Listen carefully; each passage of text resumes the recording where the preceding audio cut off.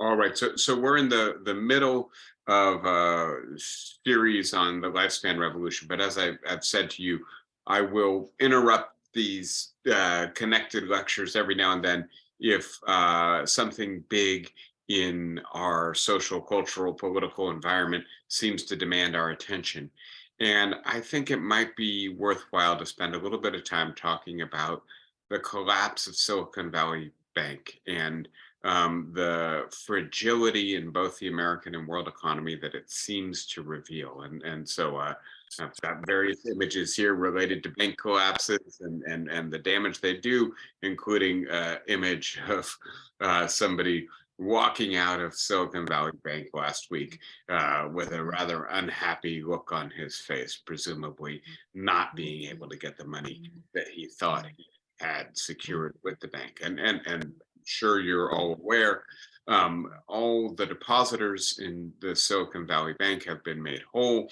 The normal FDIC insurance only goes up to $250,000, and there were a lot of companies in the bank that had $150 million in deposits, right? Very large. And apparently these were just kind of run of the mill checking accounts, a lot of them not even interest bearing at all, but they were being relied on to run payrolls and fund new startups. And the fact that these companies could not get their money out began to spread, and there was a concern about panic, and so the bank did collapse, and as opposed to putting it into receivership, which would be the ordinary thing, right? So give people part of their money and then sell the bank's assets and give them as much as you can get from the assets.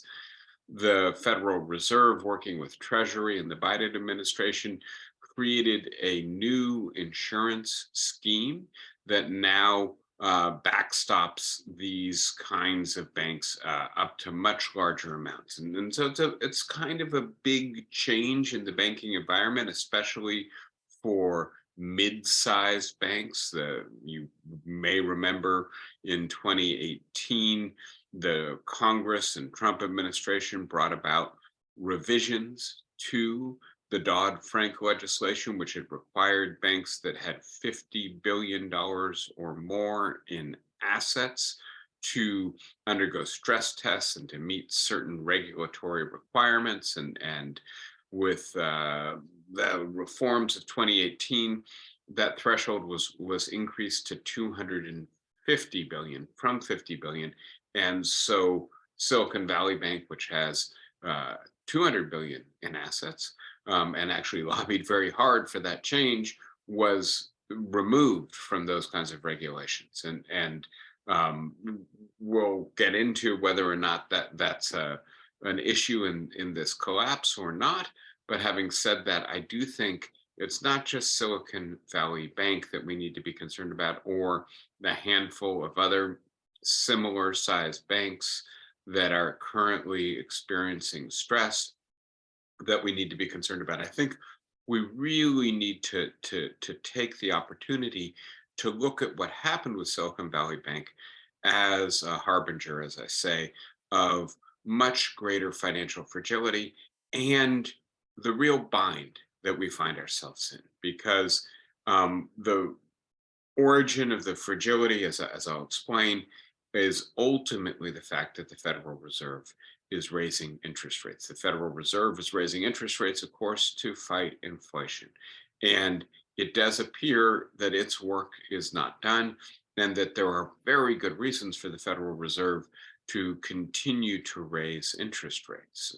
But having said that, I think a week or 2 weeks ago, the big concern was that this would ultimately potentially tilt the economy into a recession. And the concern today is not only that, but that it may expose a lot of fragility in our financial system. And the result could be that it much more rapidly tilts us into a much deeper recession. And yet the Federal Reserve can't stop raising interest because inflation is still here. And the fact of the matter is, right, that if the Federal Reserve stops raising interest rates to protect the financial system, probably inflation will continue to increase and it will have to raise interest rates even more later. And so this has the classic characteristics of a dilemma. There are uh, two bad options and you can't avoid both of them. What you have to do to avoid one leads you to the second. And in this case, it certainly appears that, at least based on what I can see and what I read, that the risks associated with out of control inflation are greater than the risks associated with the financial risk or financial fragility of the banking and finance system.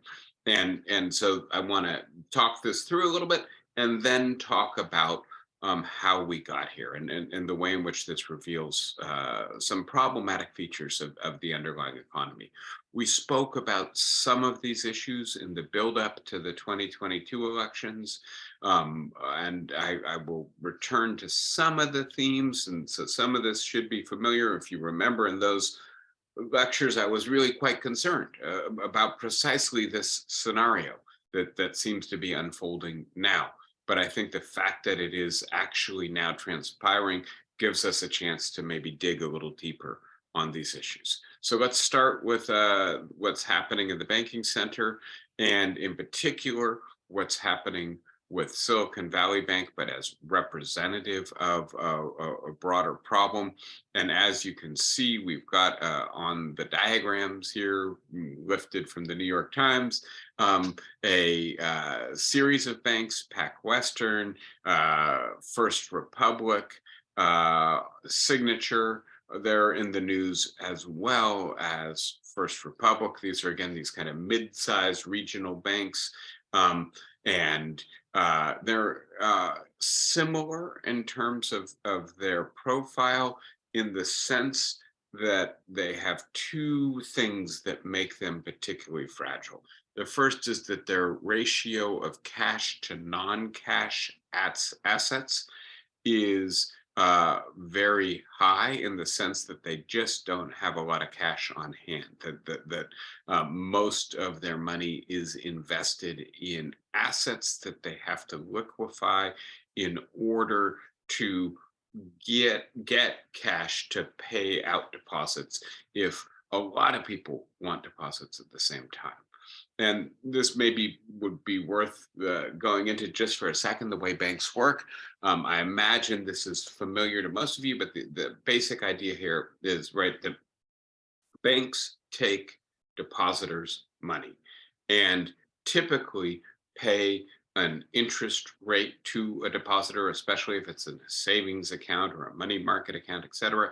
And the way that they are able to provide checking, provide interest and other services while making a profit is because they take the money that they have borrowed from their depositors and do two things with it. The first is to loan it to other people, and to loan it at a higher interest rate than they're giving to their depositors, or than their costs of operation obliges them to. The second thing they do is they invest in assets, and typically, because they're required to by law and regulation, they try to invest in relatively safe assets. And this means that they hold a lot of treasury bonds. And so, right, the bank takes your money, you the depositor, loans some of it out, invests some of it, and in a sense, what it's doing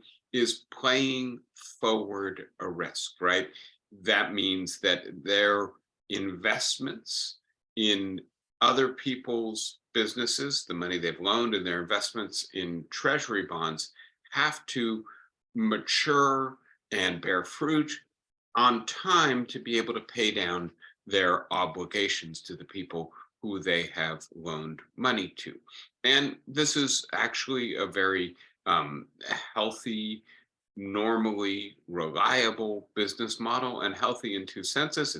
It's worked generally speaking, although I think it's worthwhile remembering banks do fail. And especially small banks tend to fail somewhat regularly. So, doing the research for this, I learned that almost 500 banks have failed since 2008, right? And so it's a relatively ordinary occurrence that we have 10 or 50 banks failing in a year. But having said that, they tend to be small. The counts are insured up to 250,000.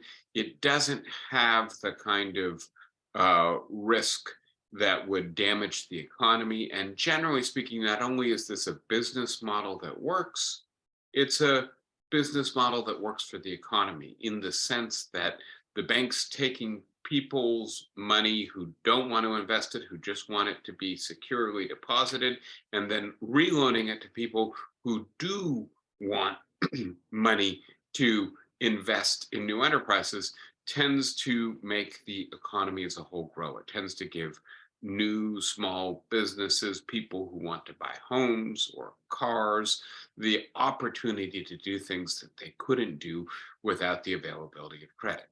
And so the thing to next recognize, right? So you can see Silicon Valley Bank, most of its money is in assets, little of it is available in cash. This is then looking at what Silicon Valley invested in, and they invested an awful lot of their money in treasuries.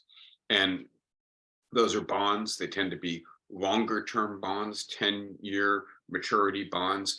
And the way treasury bonds work as an asset is that they promise to pay you a set amount 10 years from now, which depends upon how much you invested plus a set interest rate.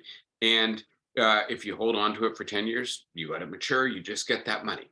But if you're Silicon Valley Bank and people start wanting their money back and you don't have enough cash on hand, you have to sell those treasury bonds before they mature. And they're like any other asset, there's a market for them. They go up and down in value depending on other things. A big thing that determines whether or not your bonds are worth a lot or a little is the current interest rate. So you bought a 10-year bond 5 years ago when interest rates were low, and today interest rates are twice as high. Your bond is worth less because the interest rates have gone up. And so people can buy a bond now that matures for more. They don't want yours as much as the newer bond. And so the price gets driven down. And what this diagram shows is that Silicon Valley's assets they owned and hadn't sold, were in the last few years driven from being valuable enough to cover all of their deposits to being not sufficiently valuable. And again, I want to be as clear as possible. This isn't really Silicon Valley Bank's fault. This is what the Federal Reserve raising interest rates did to the assets that these banks, all six of them, hold. And as you can see, all six of them are in the territory where their assets no longer cover their liabilities.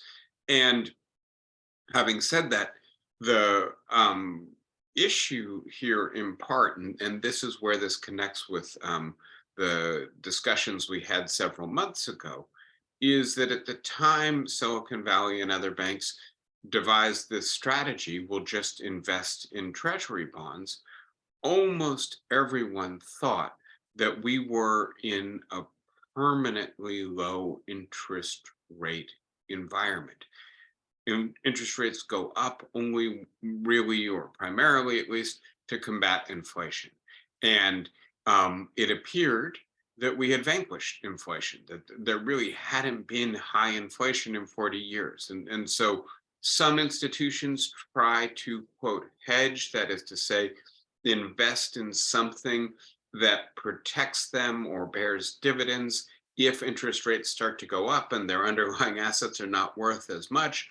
those institutions that hedged have been punished over the last 40 years, especially over the last 15 years since the Great Recession, because the interest rates never went up. And so my understanding, again, not my area of expertise, just doing research to try to bring us up to speed on this, is that most banks aren't hedging that way right now. So that many banks, especially the mid-sized banks, are in this area where their depreciation of their treasury assets has created vulnerability or fragility to them. And so that's, I think, the underlying problem with Silicon Valley Bank. Now, the other thing to notice with Silicon Valley Bank is that Federal Insurance Deposit Corporation insures deposits up to $250,000.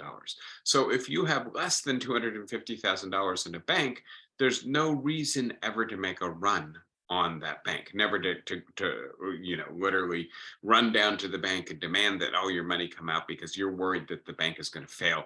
And if you don't get your money out, you'll never see it again.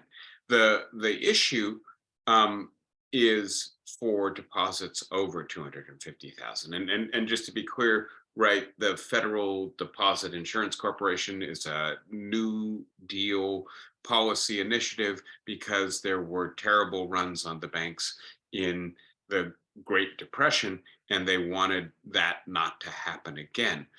But here's the rub: if you've got more than $250,000 in a bank, then you are exposed for the portion that exceeds over 250,000. And please look at this, right? Silicon Valley had 94% of its clients, of its depositors, had more than $250,000 in the bank. And so this is a peculiar bank. As you can see, First Republic, which is seen as a bank for the affluent, for the very wealthy, that's the way it markets itself, had about 2/3, whereas right, Silicon Valley had over 90, almost 95%. The issue with Silicon Valley Bank is that its primary clientele were Silicon Valley or tech startups, right? And so these were companies as much as individuals, and then secondarily venture capitalists. So people, and again, just very briefly, two main ways that new companies gain assets to invest into their business model. One of them is to sell stocks. That's kind of the old-fashioned New York or London or Hong Kong based way of doing things. And then the Silicon Valley model is, don't sell stocks to a bunch of people on a stock exchange. Look for a few wealthy investors, and they'll give you a lot of money to start your business, and then they own part of your business, right? That's called venture capital. And so there were a lot of venture capitalists who had their money in Silicon Valley Bank, a lot of startups, and that sector has been experiencing a recession, right? And this is, again, part of the background here, that when venture capital was flush, and their jokes, you've probably heard them, about people sitting in a Starbucks over lunch talking about starting a new company, and the person sitting at the next table over says, well, you want a couple $1,000,000? That sounds like a good idea. There was a period through the last decade when there was arguably a tech bubble. It seems to be contracting now, especially around social media and digital and cellular communication technology. And so the idea was, well, we'll just throw money at all of these businesses, and maybe 9 out of them will fail fast, but one of them will be the next Facebook, and we'll make a lot of money that way. The fact that the venture capitalists stopped investing so much, and in part because interest rates went up, meant that the people who had deposited their money in Silicon Valley Bank had to start taking their money out to fund their ventures, to pay their employees, to buy their technology, et cetera. And apparently, about 10 days ago, Peter Thiel, you may know, a very well-known venture capitalist, and among other things, a big political donor to right-wing causes. One of the first people to make large donations to Donald Trump, um, went to Silicon Valley Bank. I have to say, I've heard this in several places, but I haven't seen the clear documentary evidence for this. So I'm not quite sure how credible this is. Take it with a grain of salt. But apparently, Peter Thiel went to the bank and asked for a large withdrawal, and the bank couldn't give him his money immediately. And so he had to wait a day. And he then proceeded to take all of his money, which I don't know how much it was, but he clearly has billions, out of the bank.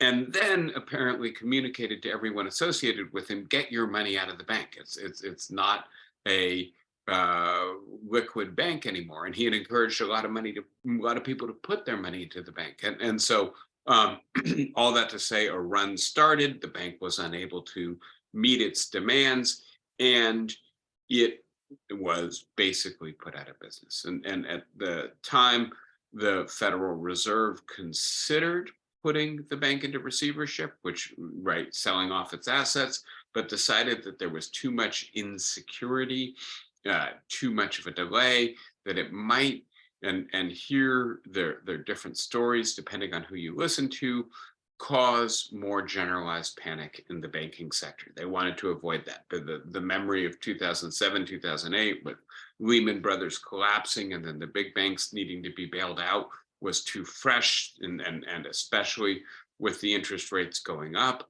they didn't want to risk another possible cascade of panic into the banking sector.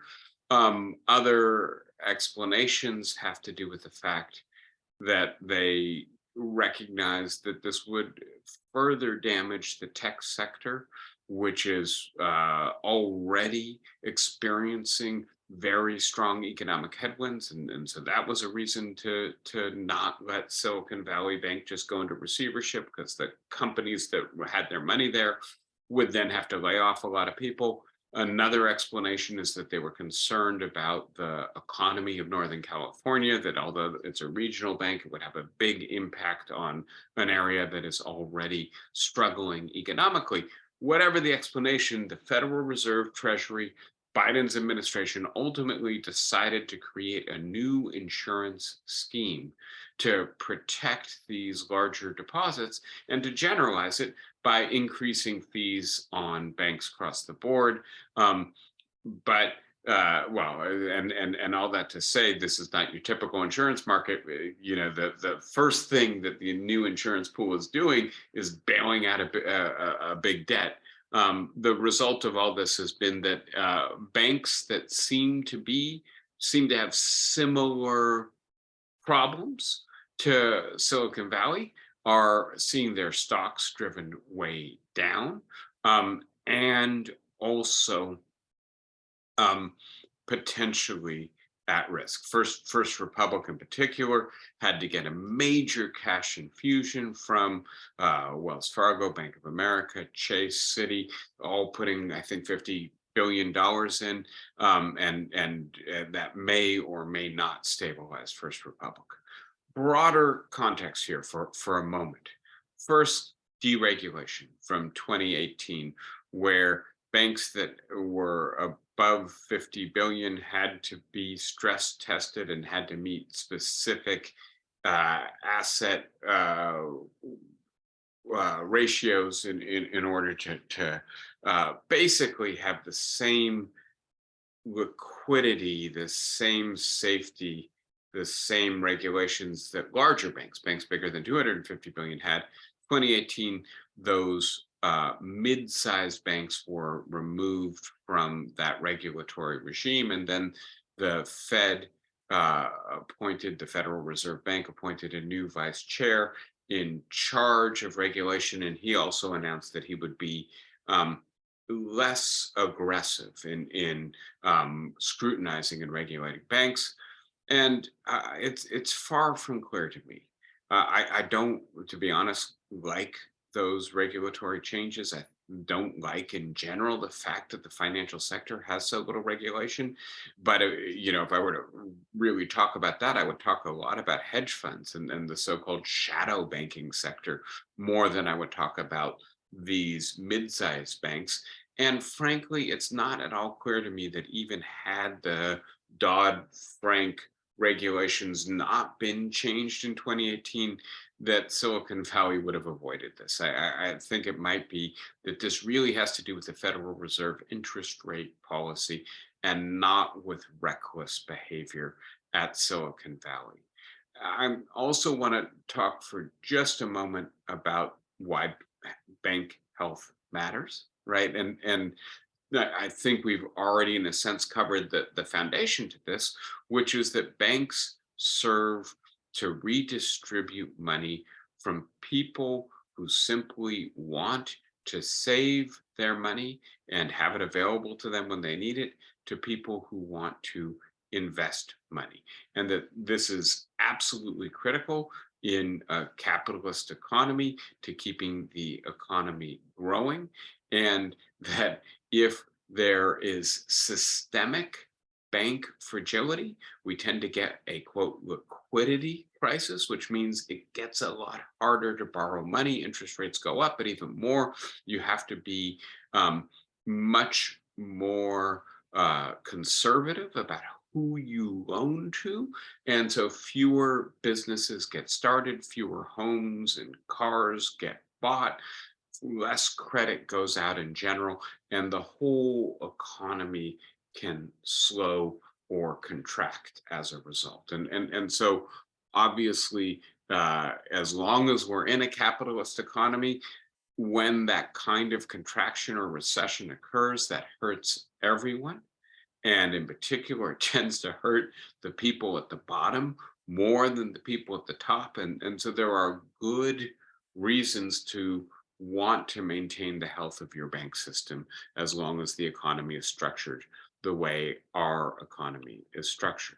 So the next thing I want to talk about now, and I've suggested that we're in a kind of classic dilemma environment, because on the one hand, right, banks like Silicon Valley, and really it's not just banks.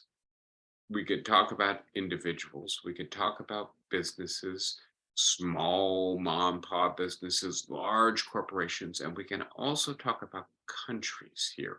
Rich countries like the United States, where the cost of servicing our debt has gone way up. Poor countries like Malaysia or Pakistan that are right now on the edge of debt crises all across the board, right? From the smallest to the largest economic actor. We have been operating for 15 years in an easy money environment, an environment in which, on the one hand, interest rates are very low, and on the other hand, central banks are actually doing quantitative easing, which means essentially buying assets to put even more money into the economy. And individuals, businesses, and countries have all essentially come to rely on this low interest rate environment. And that works as long as there's no reason to raise interest rates. But when inflation returns, you can no longer maintain a low interest rate environment. And that is exactly what has happened over the last few years. The diagram here shows you, right, that beginning in 2020, in the early phases of the pandemic, we saw inflation go from near zero, and note that it's been at around 2%, right? The Fed target rate is between 2 and 4%. So it's actually been below the Federal Reserve's target rate at significant periods over the last 15 years. But boom, it went way up in a hurry, up to over 8%, right? And it's been driven back down to around 6%, though the data that has just come out suggests the overall inflation rate is coming down, in part because food and energy prices have come down, in part because, right, especially in the energy market, people seem to be anticipating a recession. Um, the core inflation rate, which subtracts those two categories because they tend to be unstable, has gone up. Actually, in February, there's been some revision of old data, which has also shown inflation to be more stable. And so, to be as clear as possible, the Federal Reserve cannot be happy with this level of inflation. And frankly, it has only one very blunt tool in its toolkit to fight inflation, and that is raising interest rates. And so, right, that's what's creating the problem for individuals, for banks, for corporations, and for countries. And yet, there doesn't seem to be any way to avoid doing this. And so this is right what's happened with interest rates, right, since inflation started to come back. And as you can see, there's a lag between the return of inflation and the Fed's rapid interest rates increases beginning last year and into this year. And the issue here is that for a long time, many people thought that inflation would be transitory, that it was caused by things that were specific to the COVID crisis, and in particular to kinks in the supply chain that was preventing the things that people wanted to buy from getting to the market on time, a short-term shortage on the supply side of things. And eventually, in the last year, the Fed concluded, actually, no, this is not transitory inflation. This is structural inflation. And the only way to tame it is by increasing interest rates. And so belatedly, it's had to act very quickly, right? And you can see it kind of on this diagram that the steepness of the interest rate increases is higher here than any other period. This diagram, I think, really shows it nicely in a comparative perspective, which is to say, right, this is the 2022 interest rate hikes, and they happen faster than in any other period over the last 30 plus years. And so these are steep increases in short succession to try to tame inflation. And it appears that more needs to be done. The Fed meets again Tuesday, Wednesday. Wednesday, it'll announce whether it's making a rate hike or not.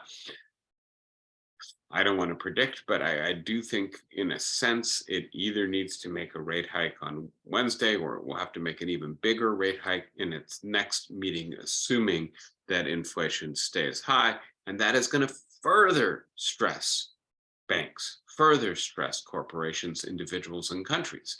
And so we are in a genuine dilemma here. And I want to try to just refresh your memory for a moment about some of the factors that are contributing to this. So, right, inflation is up, and so therefore interest rates are up, and therefore borrowing costs are up. Why is inflation up? Right, if each of those things follows, the right story about transitory inflation was, well, it's because the global supply chain broke down with COVID. And it turns out, right, that the global supply chain has recovered significantly.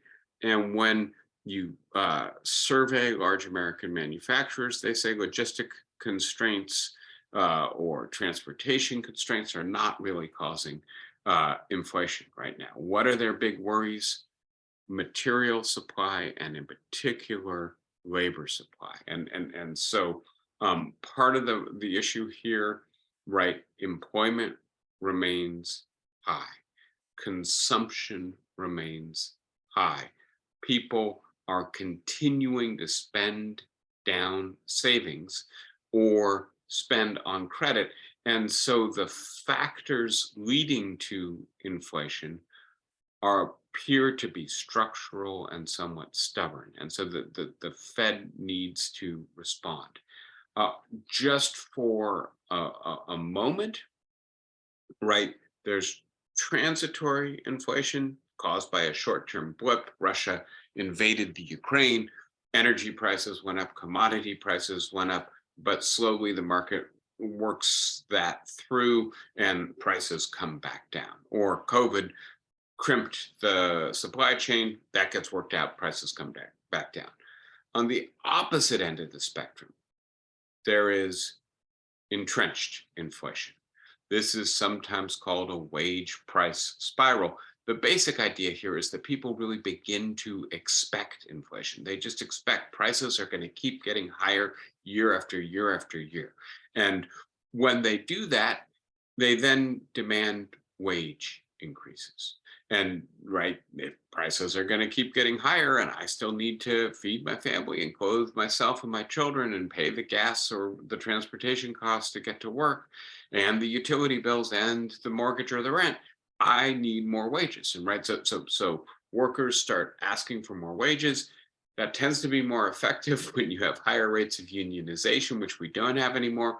But once workers start getting higher wages, corporations, employers have to pass some of that cost along to consumers. Consumers see increased prices, demand higher wages, and you've got an upward spiral, right? And this is sometimes also referred to as too much money chasing too few goods. But the basic idea here is once you get locked into entrenched inflation, it becomes really a self-reinforcing process and very hard to fight. And so what the Federal Reserve is I think the assumption it's operating on is that we are not there yet. That sounds right to me as well. I don't think we've got that kind of spiral set in yet. And we really need to bring inflation back down to 4% before that happens, right? And so we're somewhere in the middle. There are structural roots to our inflation. By the way, what we've been talking about in terms of the lifespan revolution is a big factor here, right? You see, an insufficient labor supply is the number one cause or number one complaint that manufacturers have in the United States. And a large part of what has happened here is that workers 55 and older are participating less in the labor force than they have in the past. And because we're an aging society, that's actually a large portion of our labor force. COVID does have something to do with this. People who are 55 and older are more likely to get more sick or even to die if they contract COVID. And so a substantial portion of people who used to participate in the labor force, who maybe dropped out of the labor force during COVID, have now recategorized themselves. They were calling themselves unemployed, filing for unemployment benefits, trying maybe to find work again. They now call themselves retired. And so I think that's a big factor. I think the insufficient supply of materials is also related to a big structural change, which we've talked about together before, in terms of partial disintegration of the global economy, right? And so well, let me see. I think I've got this diagram close by. Um, Yes, so this would be a good way to think about this. This diagram, which I tend to come back to, these two diagrams I've shown you several times before. I come back to them because I think they get at really fundamental factors to understand our current economic moment, right?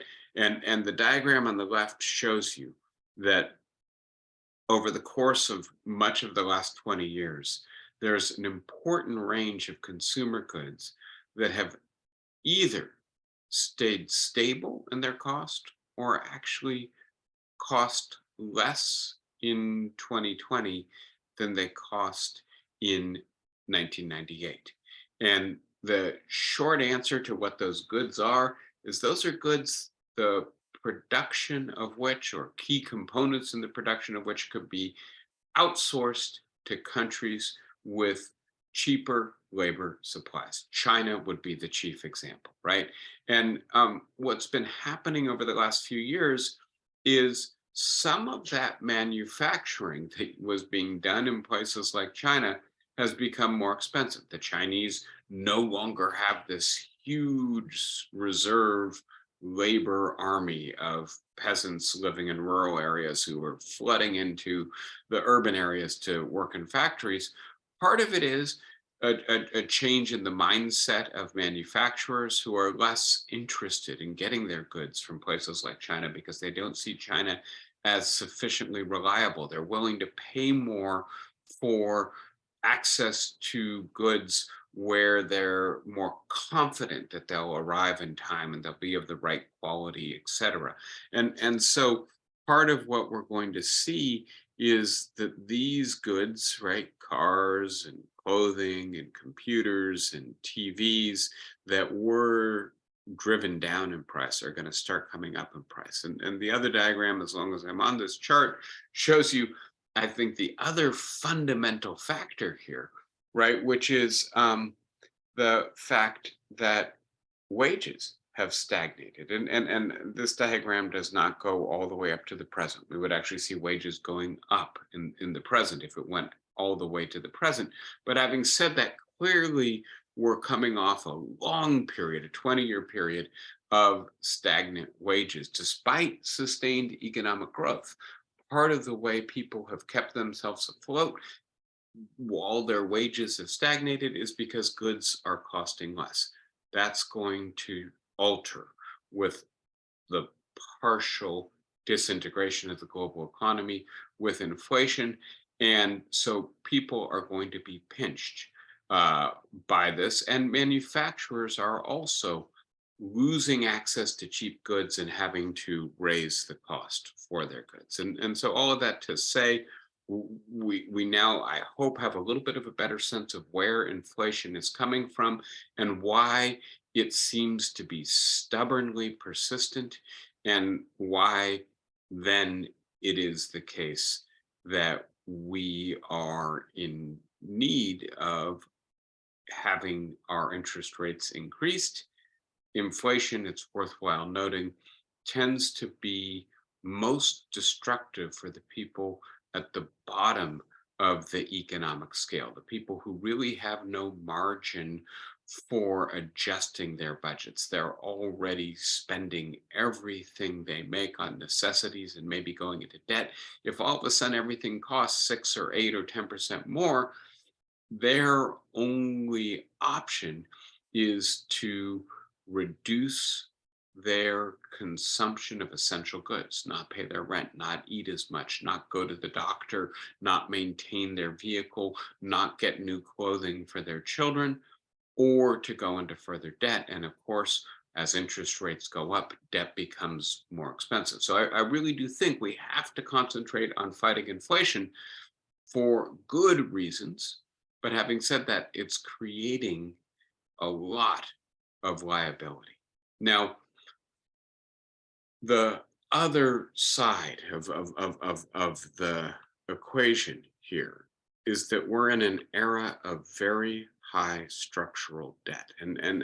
I've talked with you before about this idea that many economists, particularly people who don't like the era we're in, refer to it as the neoliberal economic era. And there are multiple factors that are being referred to there. It's an era in which there is less governmental regulation of the economy. The government hampers economic creativity, entrepreneurship, get it out of the way, and people will rationally adjust to the risks that the market presents.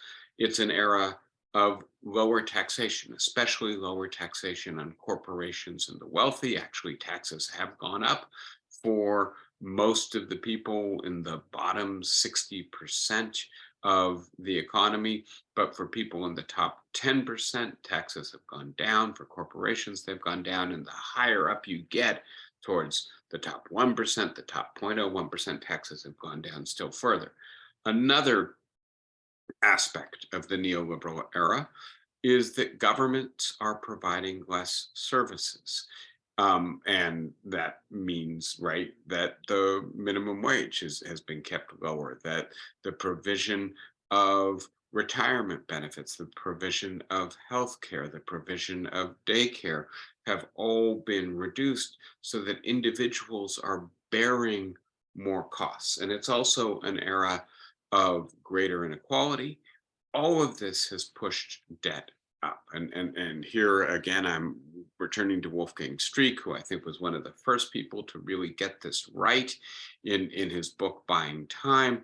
This diagram shows you that you can look at three different kinds of debt in the United States. Well, maybe I should just say, right, government debt, household debt, or inflation. And that since 1970, it's been impossible to keep all three of these down at the same time. That we brought inflation down in the early 1980s, but the cost of bringing inflation down has been that household debt and government debt have gone up.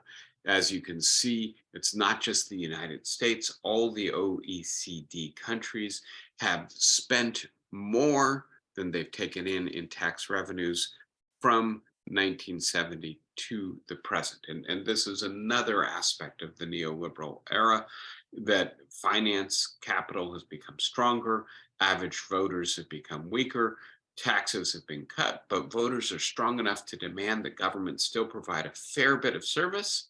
And so governments have been going into debt to do this in a low interest rate environment, in an environment in which there are a lot of buyers for government debt, whether that's domestic, including those banks that want to have assets like treasury bonds, but also foreign governments, sovereign wealth funds. This works. But in an era in which, right, inflation sets in, interest rates go up, this debt represents a substantial liability. And you may have seen the Biden administration submitted its new budget about 10 days ago, and that budget shows um, a couple $1 trillion more in the deficit over the next decade because of the anticipation of increased interest rates. This diagram shows you this at the individual level, right? And so this is U.S. household debt measured in two ways, as a ratio to nominal GDP. Household debt peaked in 2008, driven down by the Great Recession, but coming back up now. Just in terms of the dollar value of household debt, it is actually higher than it has ever been, right? And this diagram shows you, I think, the origins of this from 1959 to 1994. As you can see, right, those blue lines indicate savings to ratios. American families were saving money, and the way they were able to do that is because their income was higher than their cost of living. But beginning in 1994, that inverted. The cost of living actually increased more rapidly than did income. A lot of this is that wages were driven down by globalization. And as you can see, the level of debt has gone up substantially for the average American family in the intervening years. And I just want to point out that as interest rates go up, just as the debt service for the US government is going to go up, the debt burden of average families, if they have variable rate loans on cars, variable rate mortgages, and especially credit card debt or student loan debt, those are the two big categories right now. Those are going to punish people as interest rates go up. And this then leads me to this final diagram, again taking from Wolfgang Streeck. And I want to use this to talk about some underlying consequences of the era that we're in, right? And so this diagram, again, I return to this frequently when I'm discussing these issues, is a diagram I've generated to try to capture one of Streeck's key ideas, and that is that the modern state is reliant on two sets of actors.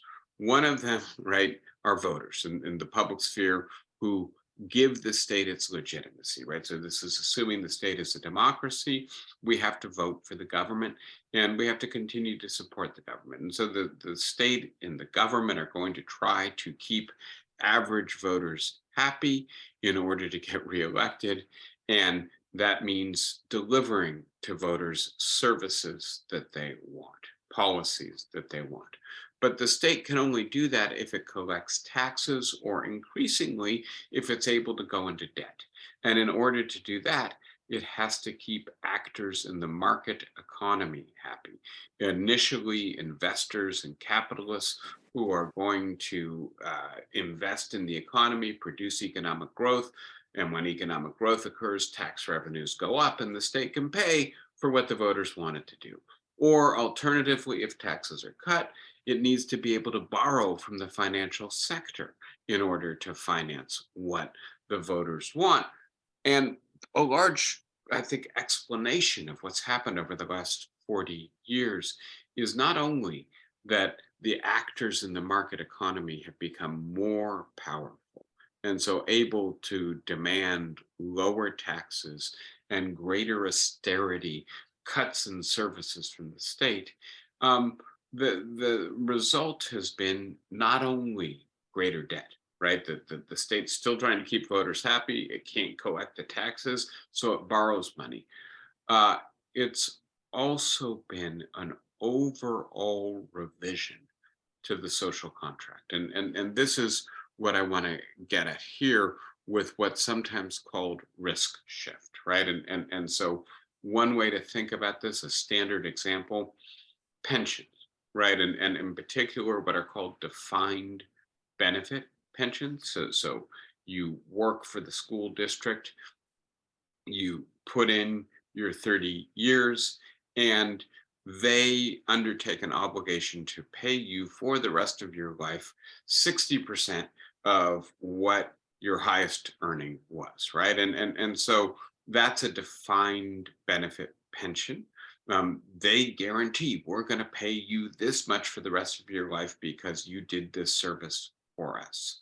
As opposed to that, those kinds of pensions are increasingly scarce, and many of them are in jeopardy where they still exist. The much more typical thing today is that the school district or whoever you work for says, we'll put 5%, 8%, 10% of your salary into a 401k, into some kind of investment fund, and it'll be worth whatever it's worth. And you can take out of it whatever you can take out of it. The risk of supporting you in your retirement has been shifted from the employer or the government to the individual. And this has occurred across the board.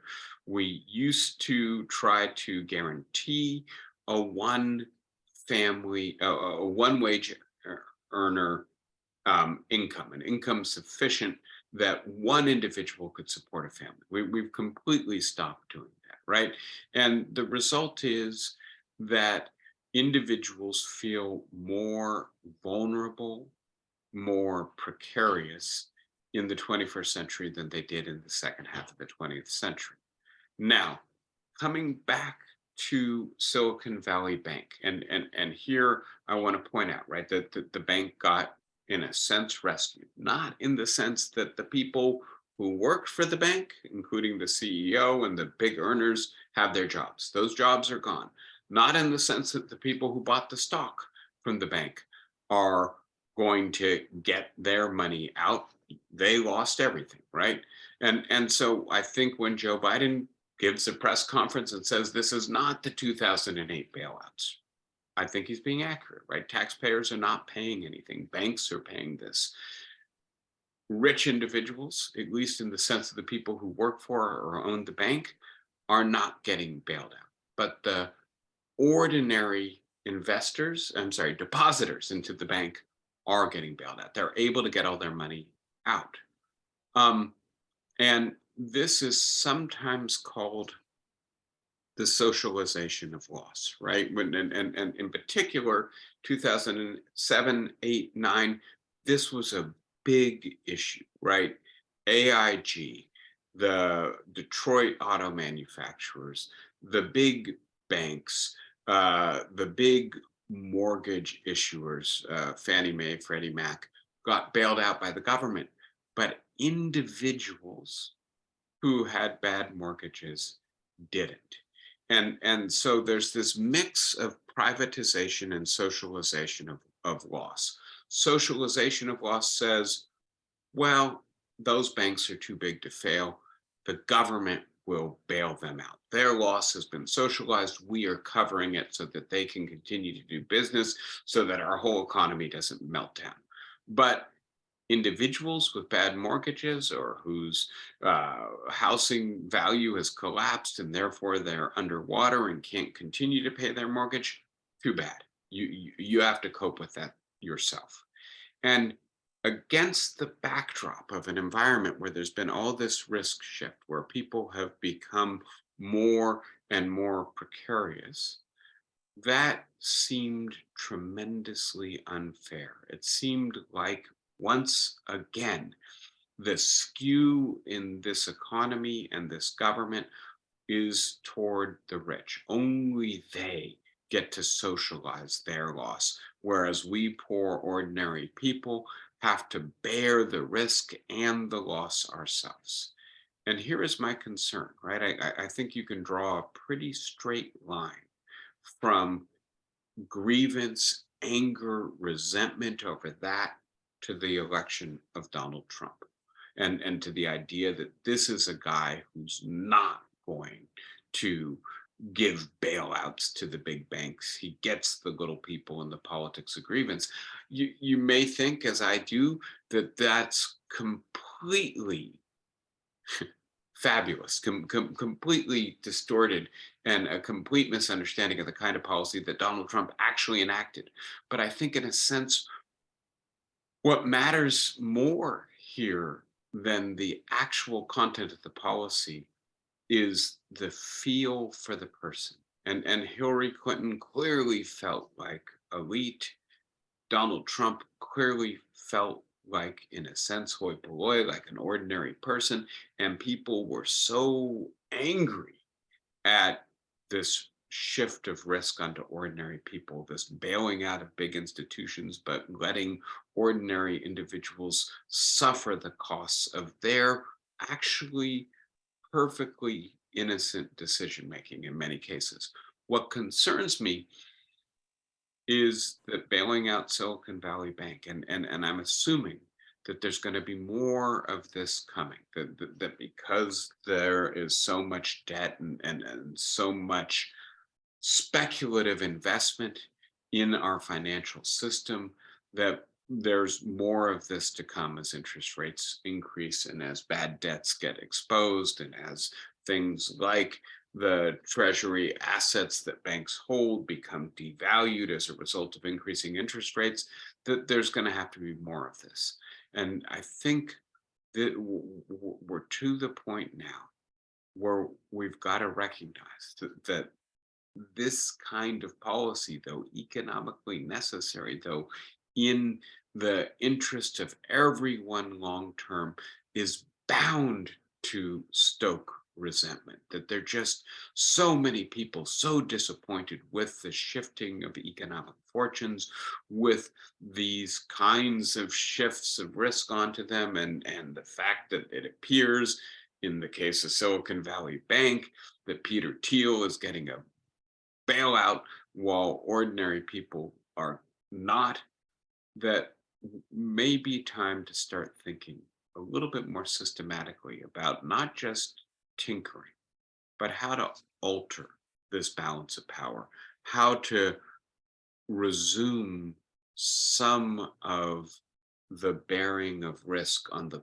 part of corporations and government that can better afford it than individuals, how to alter the mix of privatized and socialized loss so that it better protects ordinary people and not just large, rich institutions and individuals. I don't have a recipe for that, but it does seem to me that what we're seeing in the economy today sets up the idea that this is the next conversation we need to be having, not just tinkering with policy, but altering the underlying social contract so fewer people feel left out and aggrieved. Tall order. Anybody got the solution? Let's open it up for discussion today. Who wants to start us out?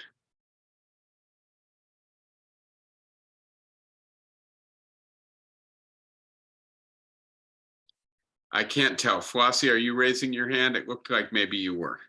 Yeah, go ahead, but you have to unmute yourself, remember?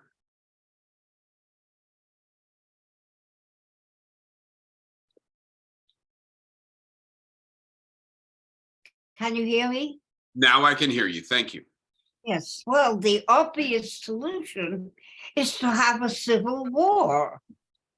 And that's what Marjorie Taylor Greene is suggesting. Not that she knows anything about the consequences. So what we're about to experience, instead of facing what we have to face, that we did have a chance with the Biden administration to take care of medical costs, of inflation, of student loans, that goes down the drain because we have to see Donald Trump being arrested. That is the most important consideration. Anything else doesn't count. That's how we are being manipulated. And it scares me, but that's what's happening. We'll be sitting in front of the television set to hear the next step in whether he gets away with murder. Yeah, interesting, Flossie. And so you take me back to 2, 3, 4 years ago where we were talking together about impeachment, right? And whether or not the principle of the rule of law and the idea that if the right president of the United States abuses the power invested in his office, attempts to overturn the results of an election, or attempts to get Ukraine to intervene in domestic politics, whether it's more important to hold him accountable and in so doing to try to prevent future abuses of power, or more important to build civil trust and to maybe try to depolarize our politics a little bit, recognizing that there are other urgent things, and that if we try to prosecute Trump, we end up on the brink of civil war, or all the more hostile to each other and so incapable of cooperating with each other. It's interesting, and I have been thinking about this as I'm was thinking about today's lecture and what it means to alter the social contract, that the Build Back Better bill, the original Build Back Better bill, which in many ways was a repackaging of the Green New Deal, does try to do this, right? And the last time we really tried to do this systematically as a society, of course, is the New Deal, right? And so in a sense, part of what we need is higher taxes on the very wealthy and the corporations, greater social support for ordinary people, a shift into much more environmentally sustainable economic patterns, right? And that a lot of that really was in the Biden agenda. Most of it didn't get through. And of course, one of the sad ironies of all of this is if what the Fed has to do ends up pushing us into a recession, that almost certainly diminishes the chances of Biden getting reelected or his agenda having any future chance to pass, and increases the chance that we get another right-wing populist in the White House 2 years from now. By the way, I'll just throw this out there for a second. I haven't even mentioned the debt ceiling in all of this, right? But there's another wild card in all of the interaction between politics and economics right now, which is whether or not the Republicans in Congress are going to further destabilize the economy by refusing to extend the debt ceiling. Wilma, did you have your hand up a moment ago? I did, but it's been covered. All the Okay, changes, all the changes that would be helpful won't pass in Congress. yeah. So I agree with, we're hopeless right And not only that, what seems to me, in a sense, another way of expressing this is that a lot of the justified anger at the unfairness of the American economy and the shift in social services in this country, the scaling back of the support for individuals and the shift of risk onto them, a lot of the anger about that, which is justifiable anger, has been channeled into right-wing populism, which will not address the problem, and in fact makes it impossible to use government to address the problem. So yes, we spoke at the beginning about the dilemma between raising interest rates and to combat inflation, but then exposing financial fragility, and you're really stuck there. This is another way in which we're stuck, with the measures